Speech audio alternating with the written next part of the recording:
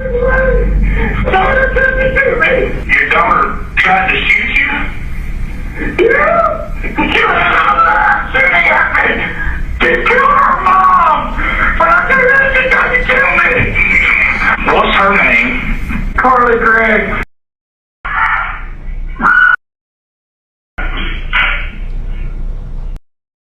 At just 14 years old, she murdered her own mother, then invited her friend over to come see the body. Imagine raising a child, loving them, protecting them, only for that same child to leave you bleeding on the floor and treat your death like a spectacle. This is one of the most disturbing cases I've ever covered on this channel. And somehow, it gets even worse.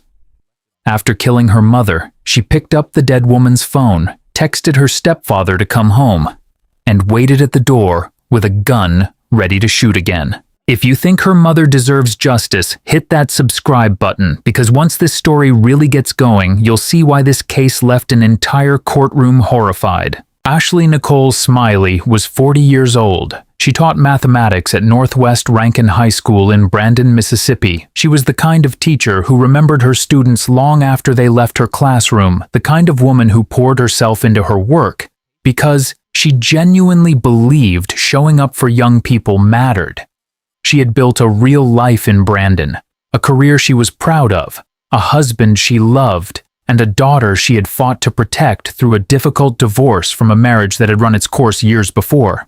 Here's the part that cuts the deepest. Ashley didn't just teach at Northwest Rankin High School. Her daughter Carly was enrolled there too. They shared the same campus, the same hallways, the same building. A mother and her daughter, side by side, 5 days a week. On March 19th, 2024, Ashley drove home from that school with Carly riding in the passenger seat, just like any other Tuesday. Somewhere on that drive, she texted her husband Heath about going grocery shopping later that evening, but she had no idea that text would be one of the last normal things she would ever do. On paper, Carly Gregg was the kind of kid every parent dreamed of raising. She had skipped the 3rd grade entirely. Academically, she was that far ahead. By the time she was a sophomore at Northwest Rankin High School, she had already been named Student of the Month and Student of the Year. Her teachers described her as well-behaved. Her attorneys would later call her an exceptional student. No prior arrests, no disciplinary flags, no red marks in her file anywhere. From the outside looking in, Carly Gregg was a success story in the making. But the outside had absolutely no idea what was actually going on. The Carly that her close friends knew was running a completely separate life, one that her mother had zero visibility into. Secret phones her parents didn't know existed. A secret boyfriend. Vape pens stashed away where no adult would find them. Marijuana use. Stolen test answers. And something far more personal that nobody talked about openly. She'd been hurting herself, cutting her own legs in ways the adults in her life never caught. She even kept a secret iPod for the moments when her parents took her regular phone away. When they thought they were cutting off her access, she already had a backup plan ready to go. Her friends knew all of it. They had seen it firsthand, and for a while, every single one of them stayed quiet. But one friend hit a breaking point. Ladies and gentlemen, you'll hear testimony throughout the next few days during this case. You'll hear about some secret life that Carly lived. You'll hear that Carly had a secret boyfriend. You'll hear that Carly had a secret iPod, that she had secret social media accounts that she was using to communicate with people on this iPod when her parents had taken her phone away. You'll hear that she was secretly cutting on her thigh using a knife. You'll hear that she secretly had burner phones her mom and stepdad didn't know about that she was using. You'll hear that she had secret weed vape pens and that she was secretly smoking those vape pens and getting high before going to school at times. Ladies and gentlemen, that's not why we're here though. We're here because of what she did on March the 19th, 2024. On that same Tuesday, March 19th, 2024, That friend reached out to Ashley Smiley and told her the truth about her daughter.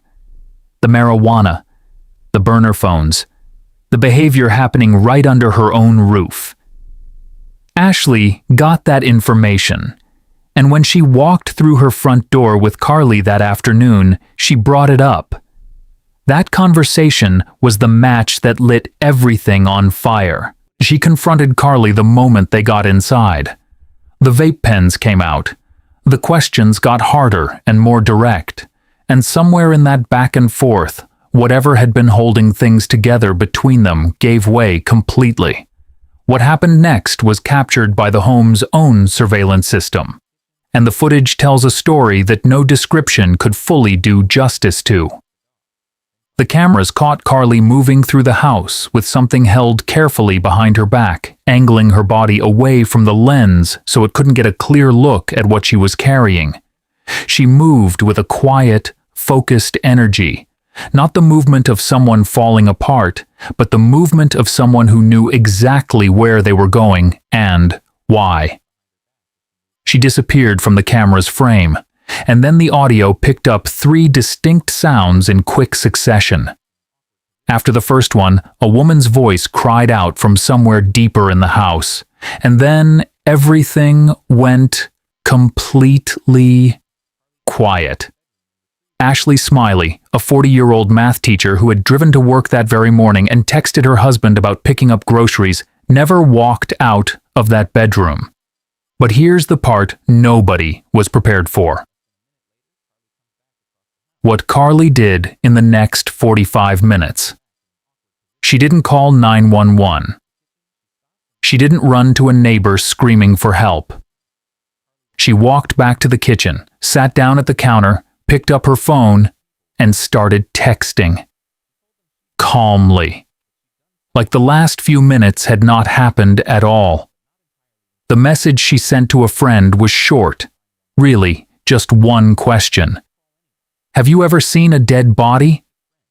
The friend came over, and Carly walked them straight into the bedroom and showed them her mother. She told the friend about the gun.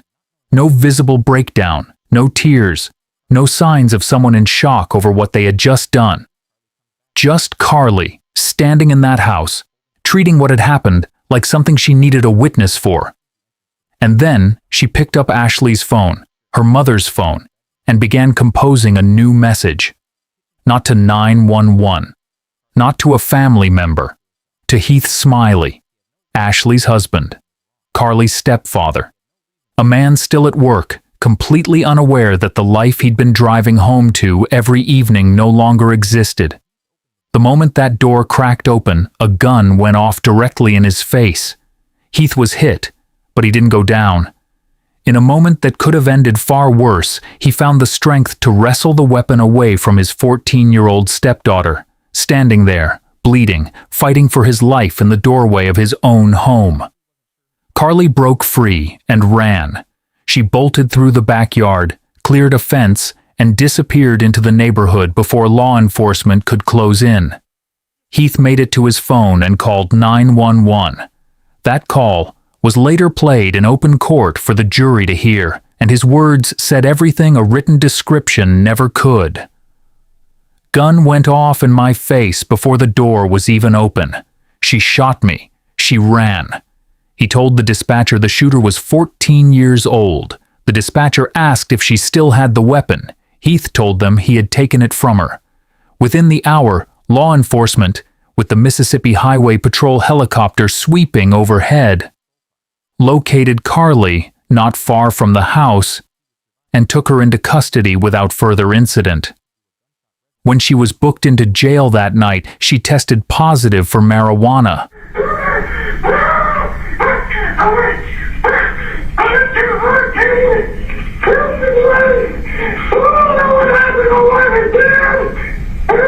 What daughter did you do me? Your daughter tried to shoot you? Yeah. Shooting at me. Where is she at? She ran away. How old is she? 14. 14? Please,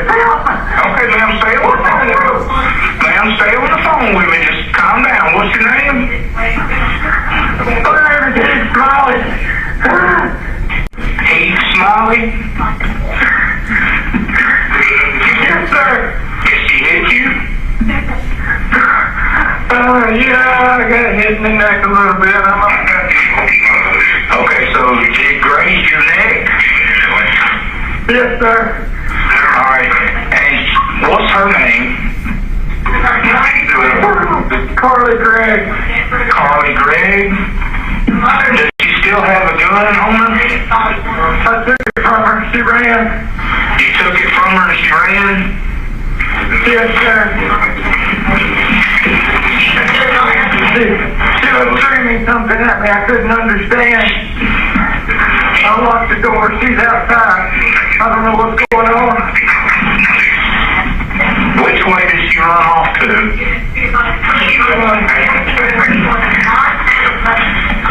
She ran into the backyard and went over a fence. Ran into the backyard and went over your fence? Yeah. What is she wearing? T-shirt, gray shirt and some jeans. Gray shirt and jeans?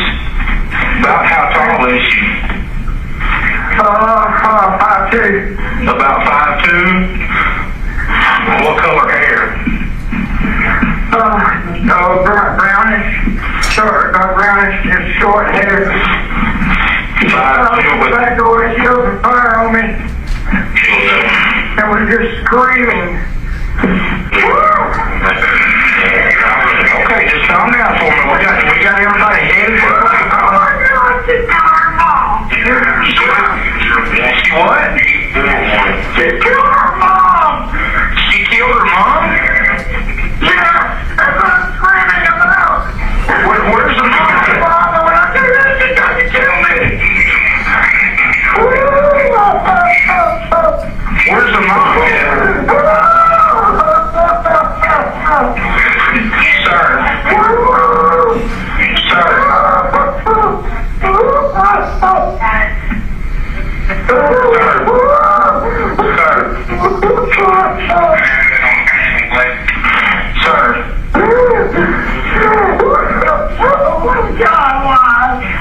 Where's your wife?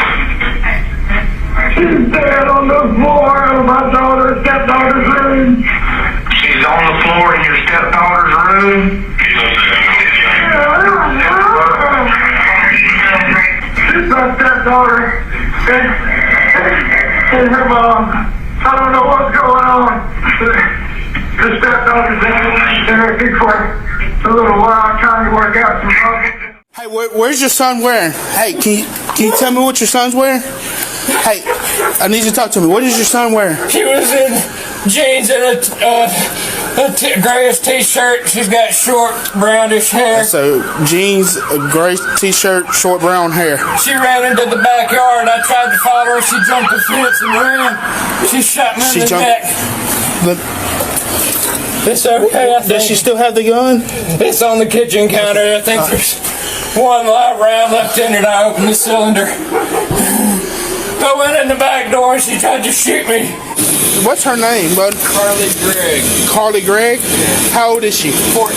She'll be 15 next month. Okay. But before we get to what investigators found inside that house, do you think Carly Gregg knew exactly what she was doing? Or was this a child who needed real help and never got it? I want to hear from you. When investigators started processing the scene, one of the first things they noticed was that a second surveillance camera, one that had been actively recording inside the home, was nowhere to be found. They searched the house top to bottom and eventually located it inside the refrigerator. Carly had put it there. Whether the goal was to destroy the footage by exposing it to extreme cold or simply to make it disappear before law enforcement arrived, that discovery sent a clear message to investigators. Someone had actively tried to get rid of the evidence before the front door ever opened. But the footage they did recover told its own story. On camera, Carly could be seen moving through the house with full awareness of exactly where the lens was pointed. She kept her body angled away from the frame, positioning herself to stay off screen and keeping what she was holding tucked out of sight at every turn. Prosecutors would later stand in front of a jury and argue that what those cameras captured wasn't the movement of someone in crisis. It was the movement of someone with a plan.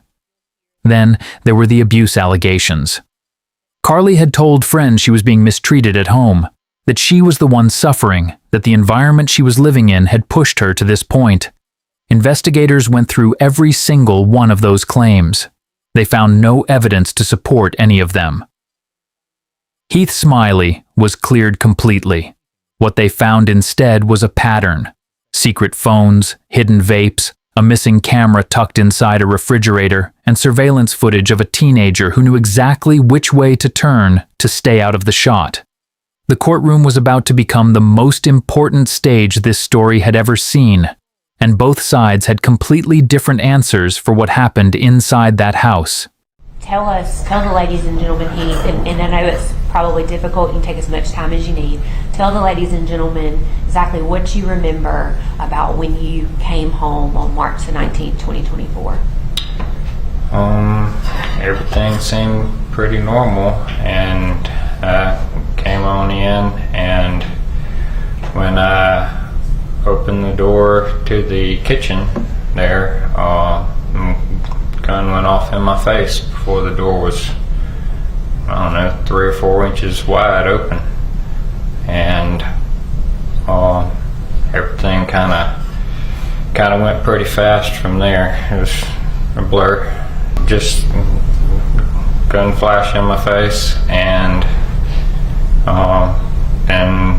it went off 2 more times, but my hand was on the gun after the first shot. And I twisted it from her. Who was pointing that gun at you? It was Carly. Who pulled the trigger when you opened the door? The first one I know was Carly. After that, my hand was on the gun too, and I know I had a scratch on my thumb and all. I very well could have hit it, I know, that third time. How close, Heath, was that gun to your face when that went off? Maybe a foot.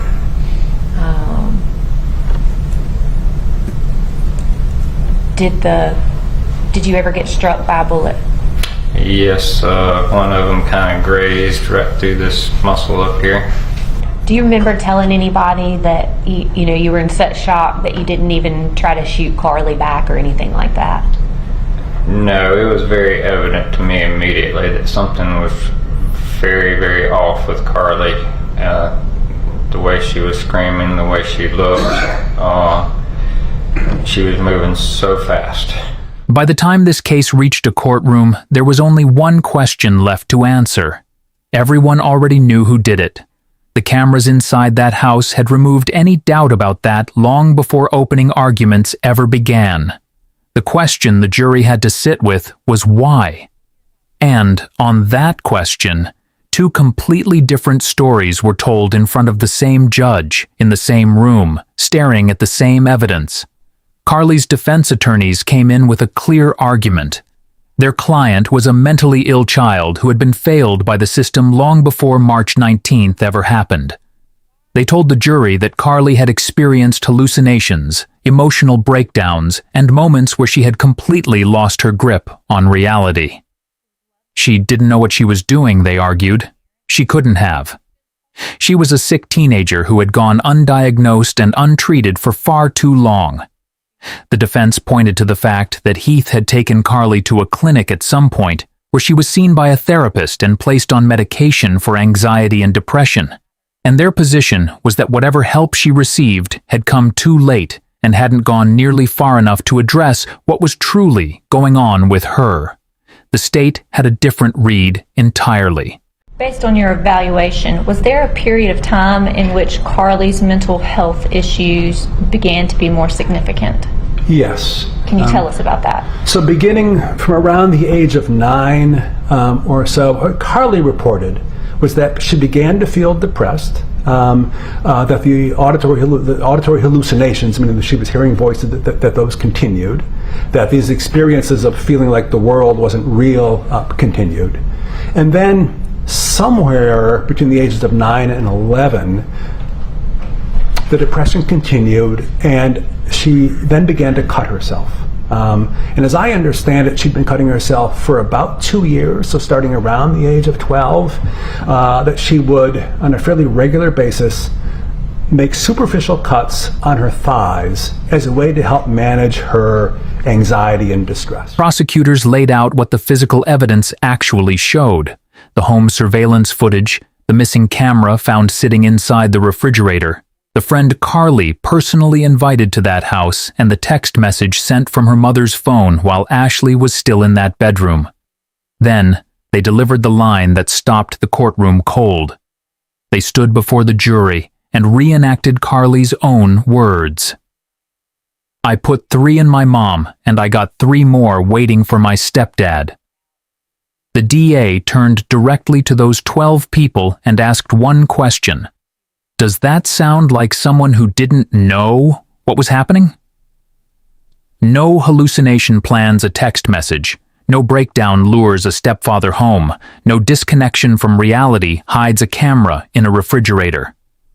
The state argued that every single move Carly made on March 19th was thought through. And the jury had watched the same footage, heard the same words, and read the same messages. They deliberated for 2 hours. Just 2 hours. You'll hear that when they get inside the house, it's only their 2 dogs, Ashley Smiley and Carly Gregg. Immediately, Carly goes and lets the dogs out. You'll hear testimony that Ashley then goes into Carly's room.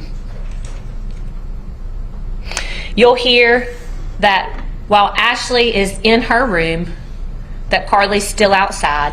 At some point, Ashley finds what law enforcement believed to be the 4 boxes that contain vape pens. Testimony will be that we believe she carried them from Carly's room to her bedroom, went back to search in Carly's room. The evidence will show that almost immediately upon Carly coming inside the house, that she walks straight to her parents' bedroom, that she goes straight to her mom's side of the bed and removes a .357 Magnum from under the mattress. We believe the testimony will be that then she concealed that .357 Magnum behind her back. As she walked through the kitchen, she peeks her head around. We believe the testimony will show that she peeks her head around the kitchen to make sure that her mom hasn't come out of her bedroom. We believe the evidence will then show that she walked with that .357 Magnum behind her back, walked in to her own bedroom, and then fired 3 shots into her mother, killing her. We believe the testimony will then be that that very moment after she shot and killed her mother, she then hides that gun back out of the camera, walks back into that kitchen, sits down on a stool with the gun behind her, picks up her mother's cell phone, puts her mom's passcode into the phone. We believe the testimony will be that then she texted her stepdad and said something to the effect of, "When will you be home, honey?" Testimony will be that then she waited for him to respond, "I'll be a little bit longer." She sends him a thumbs up. And then the verdict came down. Guilty. On all 3 counts: first-degree murder, attempted murder, tampering with evidence. The jury came back unanimous across the board. And when the judge read each verdict aloud in that courtroom, not a single juror changed their answer. Carly Madison Gregg was sentenced to life in prison on count 1, life in prison on count 2, 10 years on count 3, all sentences to run consecutively. She was 15 years old when that sentence was handed down. Read as follows. As to count 1, we the jury sentence the defendant Carly Madison Gregg to life imprisonment. As to count 2, we the jury sentence the defendant Carly Madison Gregg to life imprisonment. Please be seated. Rankin County District Attorney Bubba Bramlett walked out of that courthouse and said what a lot of people in that room were already thinking: that sometimes evil doesn't look the way people expect it to, that it can show up in a young face with good grades and a clean record, and still be exactly what the evidence says it is. Carly Gregg is evil, and That's not easy to say, but the truth of the matter is sometimes evil comes in young packages. Carly's biological father, Kevin Gregg, gave his first interview after the verdict. He hadn't been in her life for roughly a year before any of this happened, and, sitting in front of cameras, raw and broken, he said the words that stuck with everyone who heard them. "Why couldn't you just have called me?" He said he loved Carly. He said he had loved Ashley too. And he said he felt ashamed, angry, and deeply sad all at the same time. Her attorneys have since argued that the judge applied the wrong framework at sentencing and that the case moved through the system too quickly. The appeal is ongoing. This story is not fully closed, but Ashley Smiley is. When a child builds an entire secret life right under the roof of people who love them, it's not always a story about bad parenting. Sometimes it's a story about a system that had too many chances to step in and didn't. The signs were there with Carly Gregg. And the self-harm, the secret devices, the substance use, the behavior that kept getting worse while the people around her either didn't see it or stayed quiet about it. Click the video on your screen right now, because the next story we're covering is one that'll make you question everything you think you know about trust.